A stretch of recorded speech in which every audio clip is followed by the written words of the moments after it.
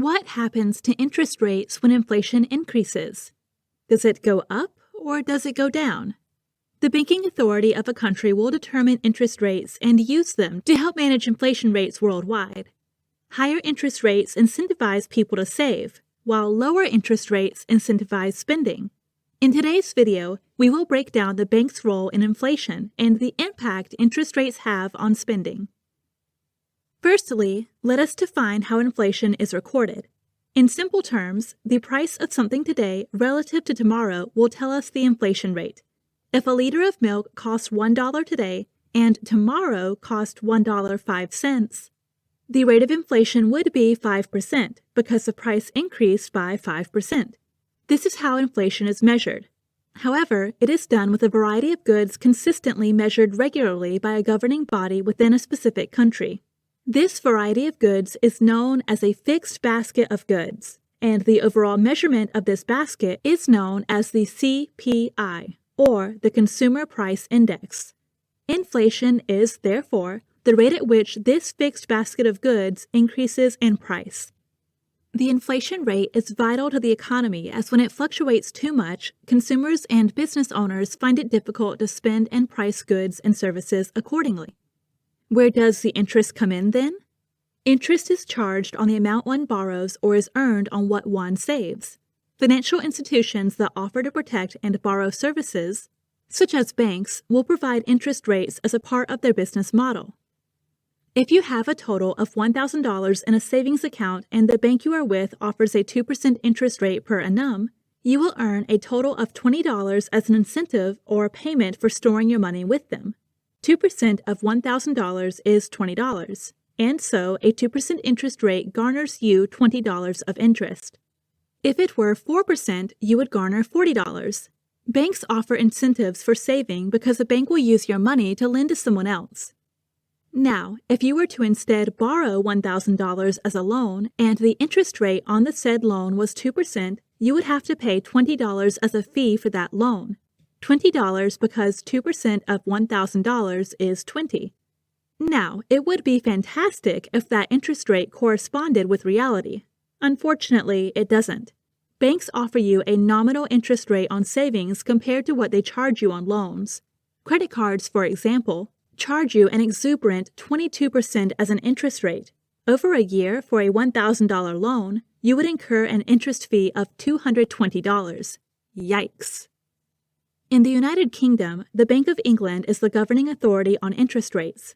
The Bank of England will raise or lower the interest rate to help manage and influence the economy and the present inflation rate. What's interesting is the impact rising or declining interest rates have on inflation as a whole. The two are linked.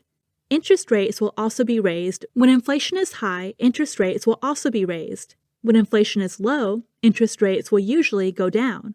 It is important to note that interest rates follow inflation and not the other way around. We use interest rates to manage inflation after the fact. Using it the other way would be market manipulation and gross misuse of power and authority. Low interest rates. When interest rates are low, consumers can take on loans and spend more money. This has a compounding effect on the entire economy. Suppose we think of a farmer on his ranch constantly working day in and day out. One day, the farmer decides to go into the town and visit the bank.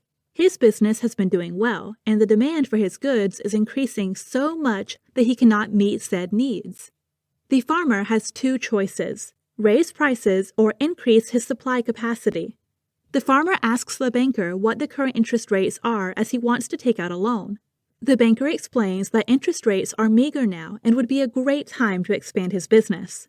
The farmer takes on the loan, improves his supply capacity, and can lower prices and produce more goods.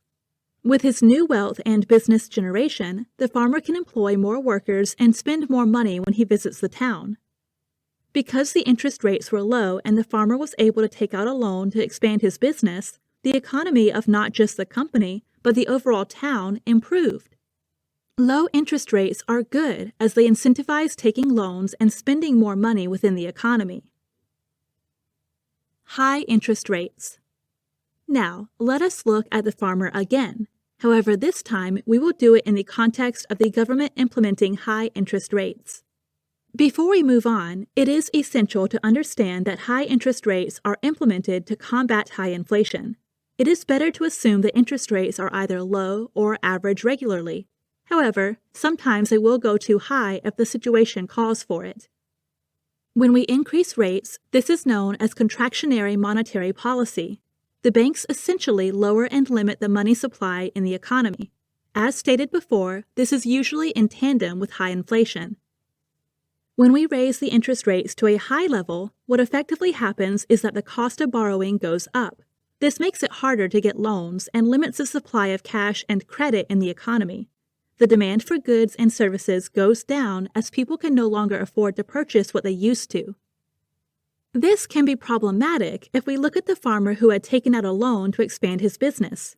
Let's say the farmer took out a loan of $1 million to purchase land, build a factory, and hire employees. Now, let's also say that the interest rate on this loan is 4%. The farmer is doing well and is more than equipped to pay the interest rate of $40,000 yearly. However, due to a sudden rise in inflation, the government raised the interest rates and the farmer's loans went up to 12%. The total cost of the loan in terms of interest for the farm is now $120,000 a year.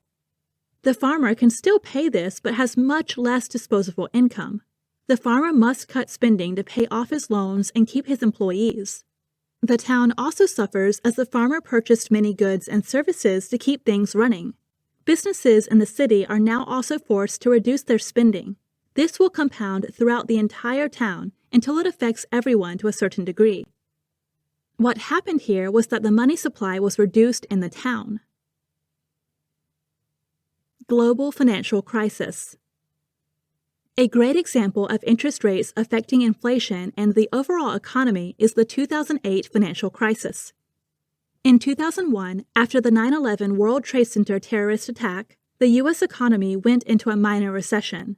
In response to this, the Federal Reserve streamlined the process of getting a loan and lowered the interest rates drastically. This resulted in a large amount of money being funneled into the most popular asset at the time, property. Because it was so easy to take on a loan and interest rates were so low, citizens across the nation went to banks to achieve what was known as the American dream. The white picket fence, spouse, kids, and a dog.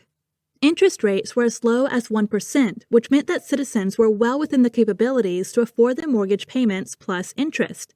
So much so that some went out and took on multiple mortgages. The rise in the money supply caused a lot of inflation, especially within the property market.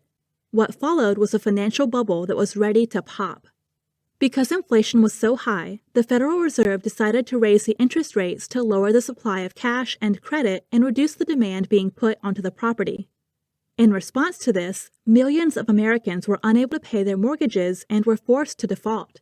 Households that used to pay $5,000 a year in interest payments were suddenly expected to pay upwards of $25,000. It wasn't realistic and forced many people to file for bankruptcy. The property market crashed, and this rippled throughout the nation until it ultimately caused a worldwide financial crisis, all because of a change in the interest rate. It's easy to see how this can happen if we think of a simple analogy. Imagine purchasing a house for $100,000 and paying a yearly interest rate of 2%. You rent out the property and can garner $5,000 per year. This would be a rental yield of 5%. The return on investment outweighs the cost of the loan, so it is a good and profitable venture to get a loan and purchase the house. Let's say the Federal Reserve raises the interest rate to 9%, much like they did in 2008. The loan's cost of the loan outweighs the return from the asset, so you decide to sell. This makes total sense. However, in 2008, everyone agreed to sell simultaneously. The supply of houses now exceeded the demand for places. Homeowners were forced to drop their prices lower and lower, resulting in the price of homes nationwide plummeting. As a homeowner, you have two options: continue losing money on an asset governed by an unstable interest rate, or declare bankruptcy and default on your loan. Many people chose the latter. There was a lot that went on during the 2008 financial crisis and runs so deep that the roots can be traced back to the 80s. But one thing is clear. It all started with interest rates being too low, followed by being too high. The impact these fluctuations had on inflation was genuine, so much so that they were felt the world over. With inflation at a record high since the 80s, the banks lowering the interest rate, and property prices soaring, one can only wonder if we have learned from our mistakes. Conclusion. Interest rates not only affect the economy by influencing stocks, bonds, consumers, and business spending, but they have a genuine impact on the overall inflation and deflation rates.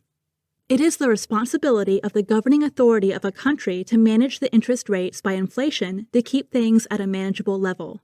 Understanding the relationship between interest rates and inflation will allow you as an investor to understand the big picture and make better investment decisions overall. As a general rule of thumb, when interest rates go up, consumers and businesses tend to spend less, causing inflation to go down.